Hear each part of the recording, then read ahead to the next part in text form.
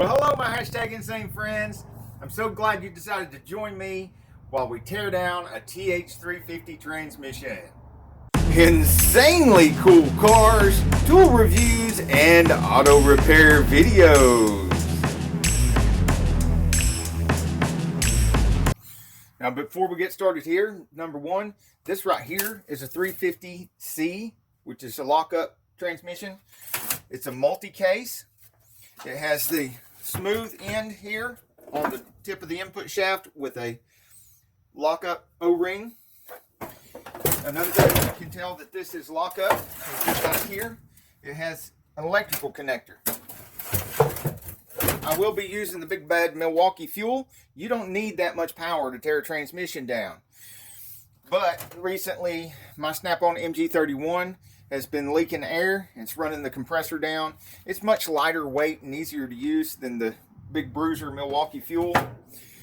I will be rebuilding this soon. I bought a rebuild kit and I'm going to rebuild it on film so you guys can see, and then we'll test it out and see if that rebuild kit does the trick. If it does, I'll of course put a link in the description like I always do and let you know if it's worth buying or not. Also, in the meantime, as soon as I get a chance, I'm going to be buying the smaller 3/8 Milwaukee fuel lithium ion because I love this beast right here. I just don't love holding the weight of a full-size gun all day long. So I will be getting the smaller version of that, and we'll be trying it out on some transmissions and other things too, and let you know if it is as good as that big beast right there. Actually, we don't really need it to be as good as that big beast right there. We only need it to be as good as this little beast right here, because that's what I use this for, is what it will be replacing. I'm still going to rebuild this one anyway because I love it.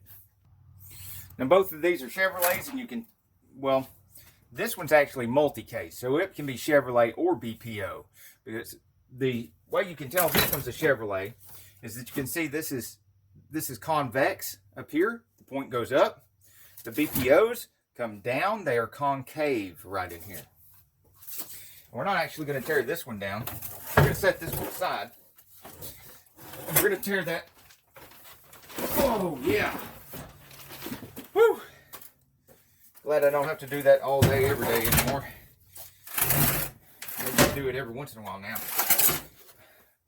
This one's got a break in the case, so that's not going to be any good. That case ain't going to be any good. We're going to start by turning her over here and let you see why this is a non-lockup. Number one, there is no electrical connector for lockup control. Number two, the input shaft doesn't have any smooth nipple on the tip to accept the lockup O-ring. So to tear this apart, first thing you do is one thing I've already done, and that's take the 4 bolts out and pull off the tail housing. Those bolts look like this.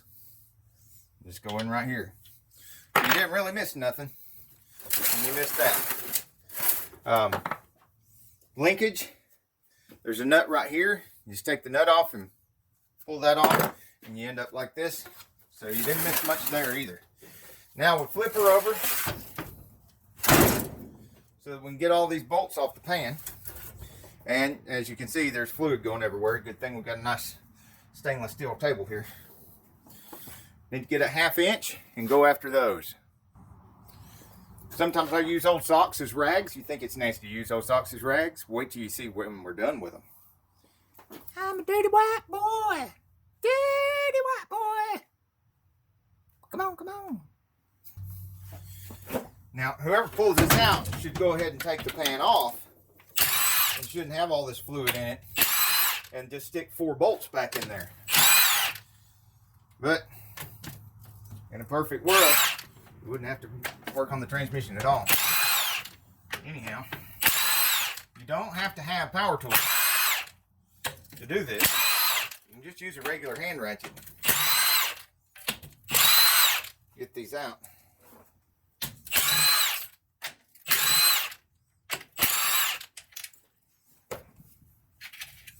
Make darn sure you don't have, if you are using power tools, that you don't have the thing set on forward.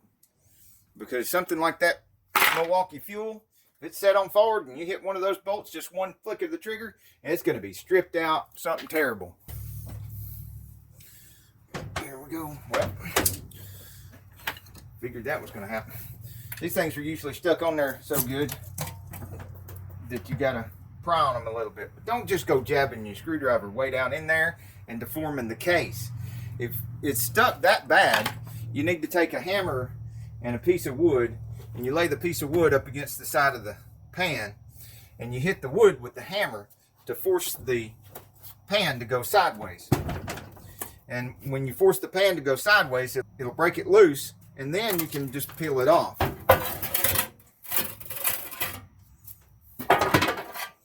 Oh, and they're oftentimes really nasty like that, with lots of metal in them.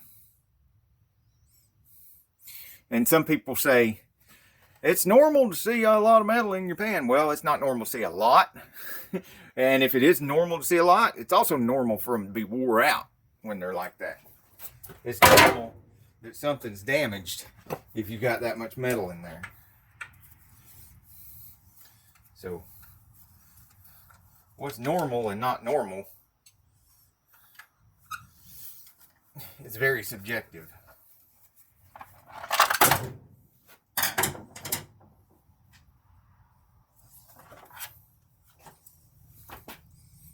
Quite a bit of metal in that filter too. Don't lose these. These are some of the hardest screws to get.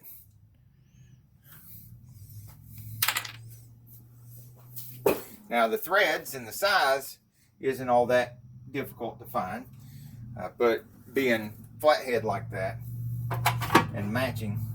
So if you do lose one and you go get one that's like a Phillips head or something with the correct threads and everything, do yourself and the next guy a favor and get 2 of them so at least they'll match.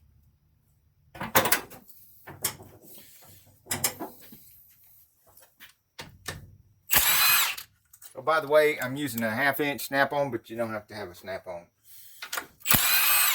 I've had good luck with a lot of Craftsman sockets. But I've got Matco, snap-on, just about everything you can possibly have. The reason I like having some of these higher dollar impact sockets like this is because I'm using them a lot more often than most people do. So they need to last a lot longer. And as you can see, while I'm going through this, I'm taking all these bolts loose. I'm trying to leave a couple in the middle. And I've got this hitch pin right here. Get through it, and I put the other end of the screwdriver right on the valve body. This is a cast iron valve body, so it can take it. You got to be a little bit more careful with the later model aluminum valve bodies and some of the other transmissions.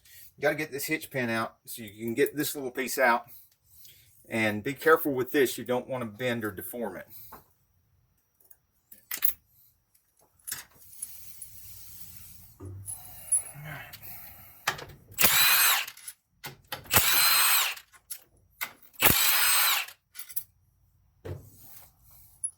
Now, unlike a lot of other transmissions, these bolts right here are pretty much all the same length until you get to this plate right here. This being a non-lockup, you just have a flat plate here. On the lockup versions of these transmissions, which are, by the way, 1980 and later, these are 1979 and earlier, the lockup ones will have an extra little valve body here.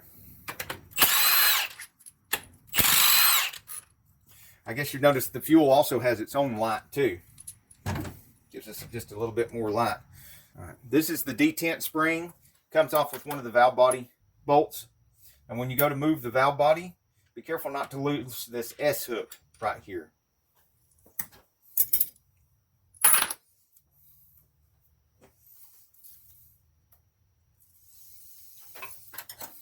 All right, if you pull on that like I just did, and it feels really solid, then you probably missed a bolt somewhere. Let's see. Right there. Notice I did not go prying on anything before I started looking again. Yeah, there we go. See? I didn't have to get out any kind of pry bar or the screwdriver for getting the valve body loose. When it didn't want to go, it was definitely another bolt somewhere that I had missed. So just keep that in mind. if you run into that, you're having trouble getting it pulling loose. Don't go prying. You'll end up crying.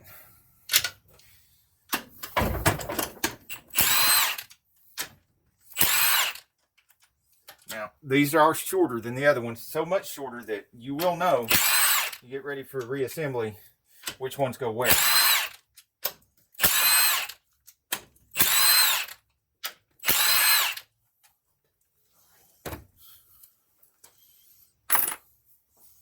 One thing I can't convey in video or any other medium, if you've never tore transmissions down before, is the smell. There's a distinct smell from burn up transmissions. Now let's take a look here. This one may not have been monkeyed with, because I can tell because you don't see a lot of holes drilled. There's usually 2 or 3 holes drilled in the separator plate. And people have already been working on the transmission. I think I can see, is that piece of snap ring? Broken snap ring? Yeah, it is. Right through there is a piece of broken snap ring. So we're already seeing some damage. All right, let's get this out here. If you're going to do any transmission work at all, you need a pocket screwdriver. They're very, very handy. You'll use it a lot. And a set of picks. A set of picks is nice to have. Because picks and pocket screwdrivers, you can mark a little X. Mark a little X. Take a valve body bolt, a valve body check ball out, or toss it into the other worm track. Take it out. Go to the next one. Put a little X. Now, of course, I don't have to do this because I've been doing this for years, and I could just remember where they're at. But it's such a good habit to have, because if you get hold of a unit that you're not used to, one of these later model units you're not used to, and you're in the habit of putting a little X and marking where the check balls go, you're going to have a tremendously easier time putting it back together. All right. So I have the advantage of knowing that there's only 4 check balls in this non-lockup case for a 350, so I don't have to hunt around. And now you have that advantage too, because you're watching this. But if you're dealing with something you're not familiar with, then hunt around, make sure you haven't missed a check ball like I missed that bolt earlier. See if you can see this valve body. Yes, you can see that in the frame.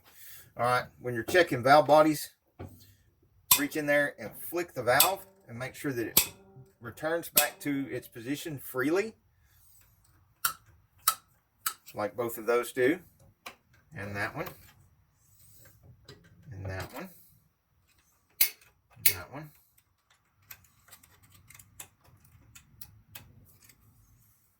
Can't get much of a flick on that one, but there we go. Yeah, we can. All right. So, of course, it still needs to be cleaned up and checked again when you're doing your cleaning ready for building, which will not be in this video. But usually when you're tearing down, you're wanting to know one of 2 things. You're wanting to know the parts you can get out of it to put on your shelves to sell, or how many parts you're going to need to buy to replace while you're rebuilding.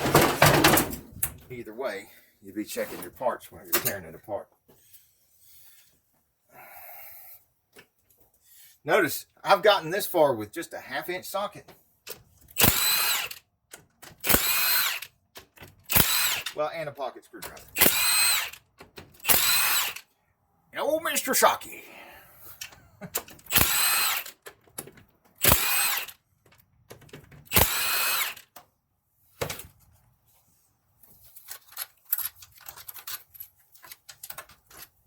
Now, if you don't have or cannot find your special tool to hook on here and pull that pump out, you can sneak in here with a screwdriver and get behind here.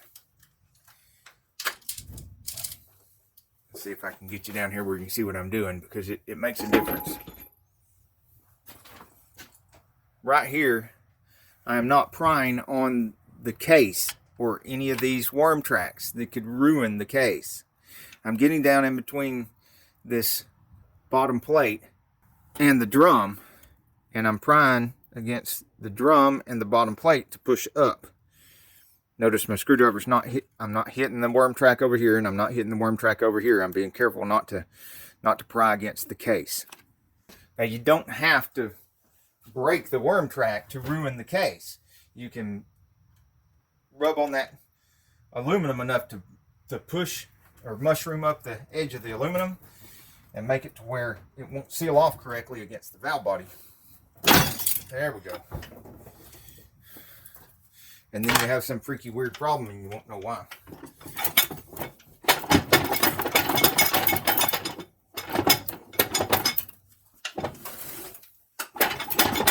There we go. Now we're getting somewhere. Alright. Now we've got a broken sealing ring here. It's come off the end here. This is not broken. This is supposed to be loose when the pump is out of the way. The pump keeps it trapped. The pump keeps it trapped in there. Normally you'll have the transmission case held to the table, sitting in with the tail shaft in and down. Alright, so we've got the pump out. First thing we see is that sealing ring was broken. We want to look and see if there's damage where the sealing rings go. And we can already see that bushing is wore out. That bushing is being wore out. It's going to allow movement on the input drum, and it can move back and forth and damage the pump stator. It can damage the drum. I don't see any damage to the pump stator yet, so we may be good on the pump stator. There'll be a later video when we tear down all these other sub-assemblies so that I can show you how to inspect the rest of the pump. Now we're setting that aside and get the rest of the sub-assemblies out of here. It's time to pull out one of these picks. I'll put a link to a good inexpensive set of picks in the description of the video. Something you can just order from Amazon and it show up on your door. You can get a nice set from a tool truck like Mac or Matco. That would be great. You don't have to pay Snap-on prices for a pick set. It's just not necessary.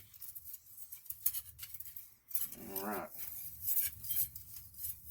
These are, of course, second gear clutches. I'll make a different video on power flow and show you which components transfer the power and starting in first gear. Then I'll show you which components the power flows through in second gear, so on and so forth. And I'll make a separate video for each gear showing you all the power flows. Alright, we're going to need to get this out of here, and it's going to have a band around it. So where's my bigger screwdriver? Say bigger screwdriver. This ain't big at all compared to my big screwdriver. I was on the Z4 and stuff, but it's bigger than the pocket screwdriver. Let's see. Alright, now this band is only on in when you're going downhill and you put it in low gear and you want engine braking. So it hardly ever has any wear on it. Okay. See, well, there's that piece of broken snap ring I saw earlier. See what the second gear sprag feels like. It feels fine. Feels good. Of course, we haven't torn it apart yet. Do that when we're tearing apart sub-assemblies. Alright. We will at least look in here and see what the clutches look like.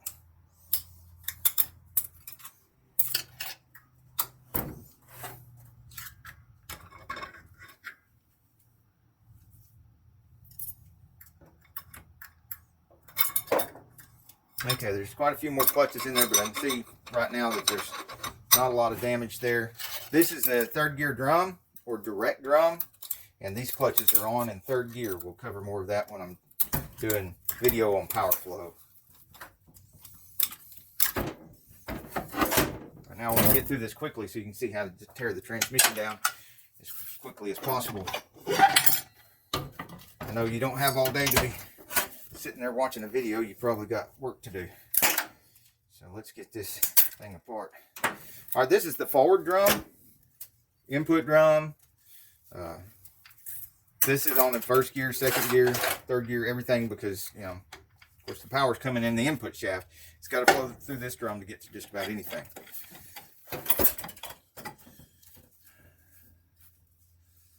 Okay.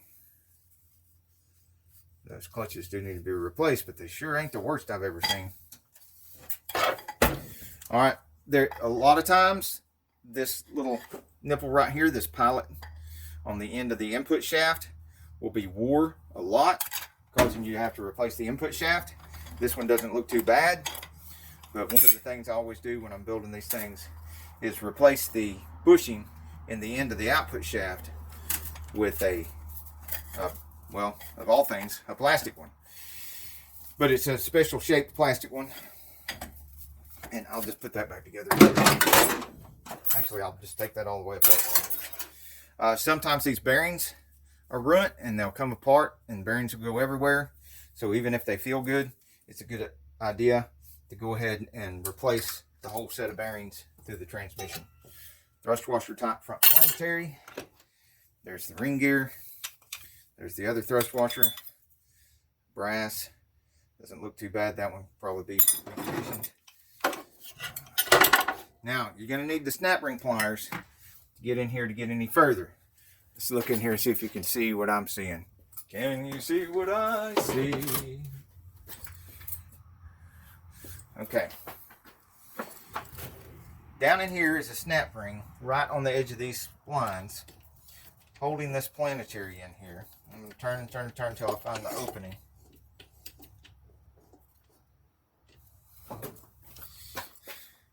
And this is my favorite pair of snap ring pliers for doing this kind of work. And they're a Blue Point, but the part numbers wore off of them. Blue Point you can get off the Snap-on truck. And if I can find that out, or if you have a set pair of these and you know what the part number is, please put it in the comments below, because I'd like to order another set for myself. I used to have 3 of them, and now I'm down to 1.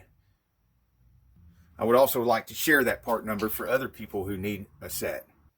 If you only do transmission work occasionally, you can get by with one of these cheaper sets of snap ring pliers. And they come with a couple of picks. I'll put a link in the description. These are very, very, very affordable. But they're, compared to the tool truck tools, they can be a little frustrating if you're doing transmission work all day, every day.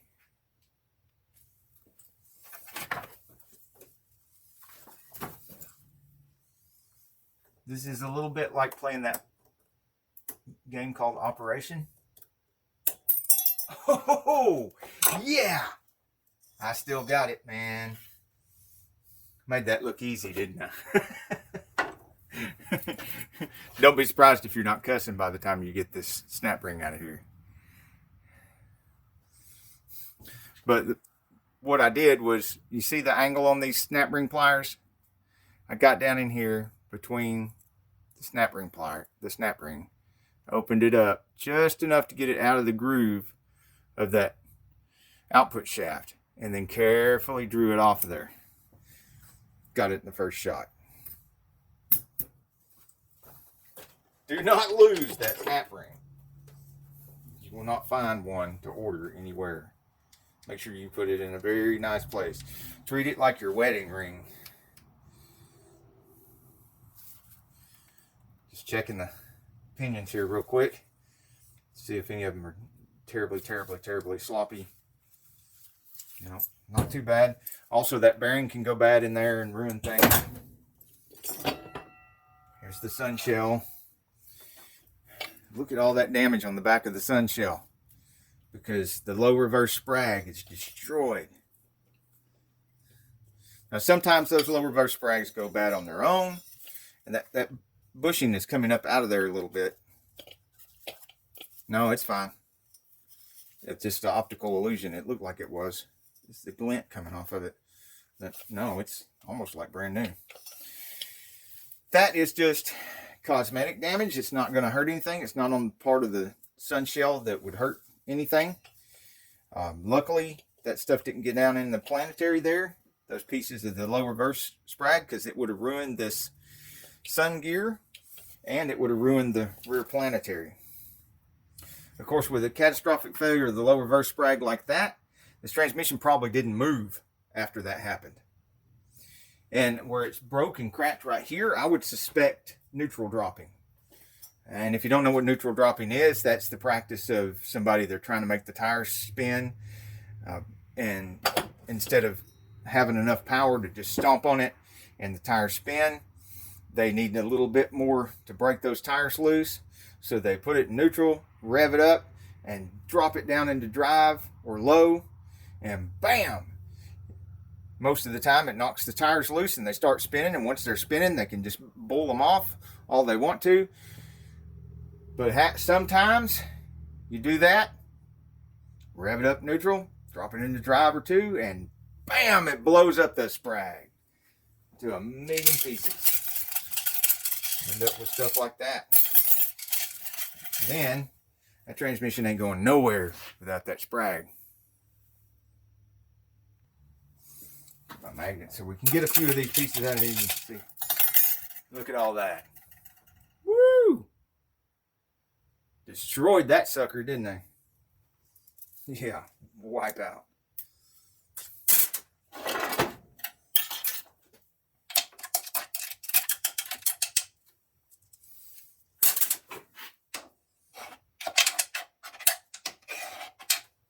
All right. Back to grabbing the screwy driver again. Get up underneath the edge of this snap ring that holds the low reverse.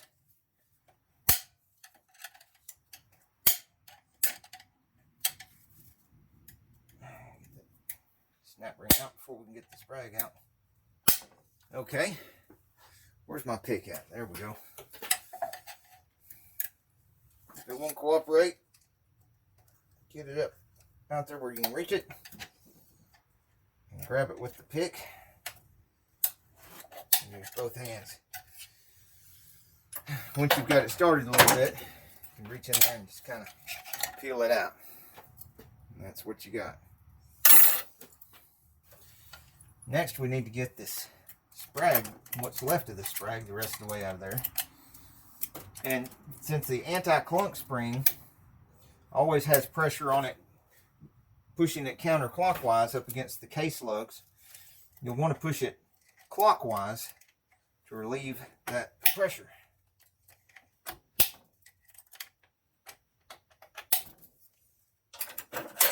Take more than a pick.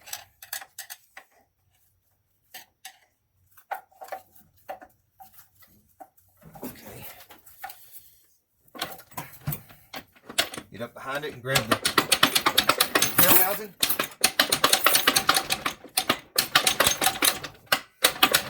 It's like this. This sprag's going to come out in pieces.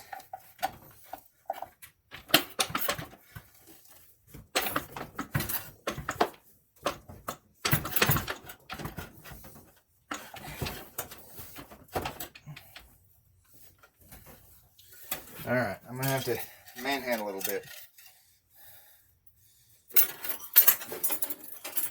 These are pieces that are normally part of the sprag assembly, but since it's broke up so much, it's coming out in one little piece at a time. Sometimes just pick it up. There we go. That dislodged it. Alrighty. Okay, and this came off the back end of the output shaft because that's the speedometer drive gear. There's the anti-clunk spring that puts that counterclockwise pressure on the sprag. That's just the bottom.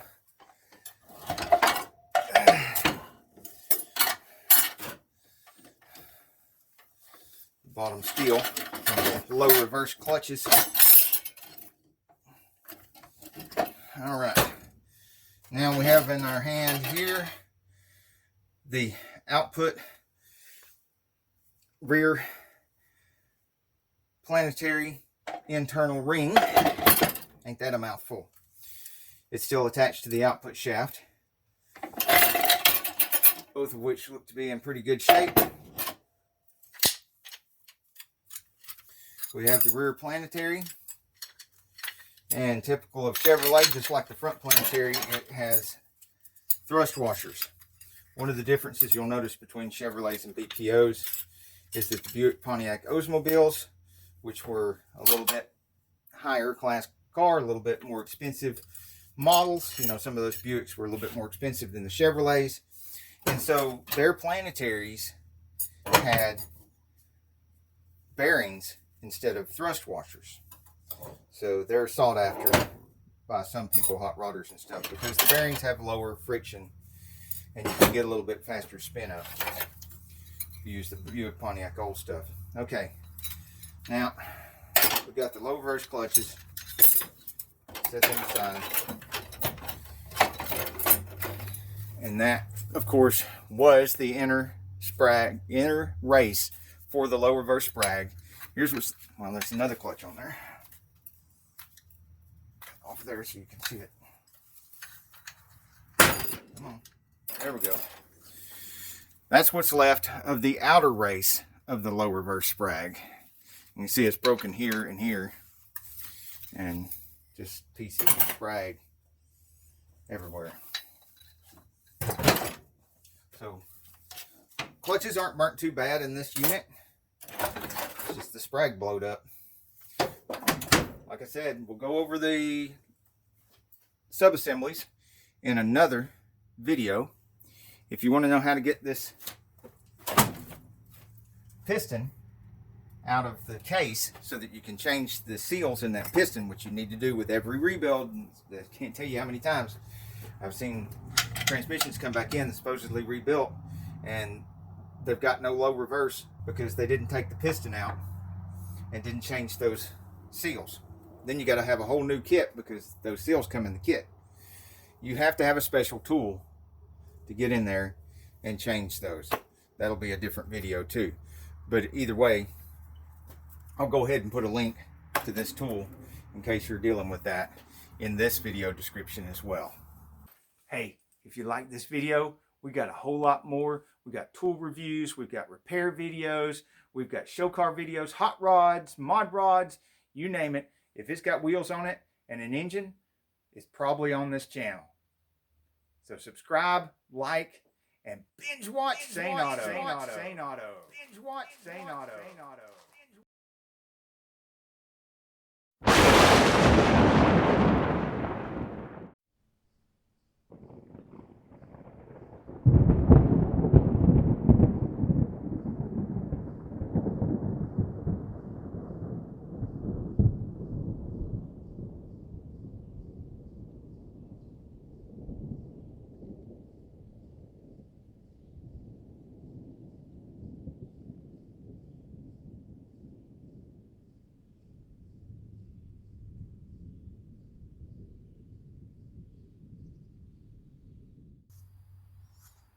Hey,